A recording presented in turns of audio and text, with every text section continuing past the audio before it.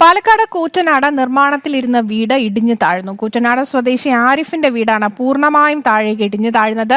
ഇന്നലെ രാത്രിയാണ് സംഭവം. ഇന്നലെ ഈ പ്രദേശത്ത് മഴയുണ്ടായിരുന്നു. വിവരങ്ങളുമായി അരുൺ ആലത്തൂരാണ് ചേരുന്നത്.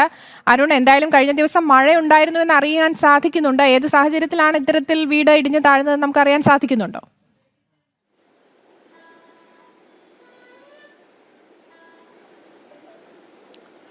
ഇന്നലെ രാത്രിയാണ് ഇത്തരത്തിൽ ഒരു നിർമ്മാണത്തിലിരുന്ന വീട് ഇടിഞ്ഞ് താഴ്ന്നിരിക്കുന്നത്. കൂറ്റനാട്ടിലാണ് സംഭവം. കൂറ്റനാട് സ്വദേശിയായിട്ടുള്ള ആരിഫിന്റെ വീടാണ് ഇടിഞ്ഞ് താഴ്ന്നിരിക്കുന്നത്.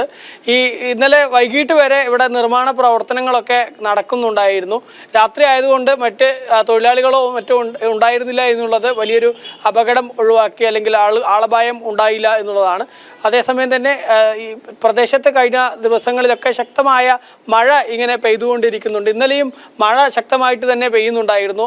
ആ മഴയിൽ വീടിൻ്റെ നിർമ്മാണം നടക്കുന്ന ഭാഗം ഇടിഞ്ഞ് താഴുന്ന തരത്തിൽ അതിൻ്റെ ഭൂമിയിലൊക്കെ ഉണ്ടായ പ്രശ്നമാണ് ഇങ്ങനെ നിർമ്മാണം നടന്നുകൊണ്ടിരിക്കുന്ന വീട് ഇടിഞ്ഞ് താഴുന്നതിലേക്ക് വഴിവെച്ചത് എന്നുള്ളതാണ് മനസ്സിലാക്കാൻ സാധിക്കുന്നത്. ഏതായാലും കൂറ്റനാട് സ്വദേശിയായിട്ടുള്ള ആരിഫിൻ്റെ വീടാണ് ഇത്തരത്തിൽ ഇടിഞ്ഞ് താഴ്ന്നിരിക്കുന്നത്.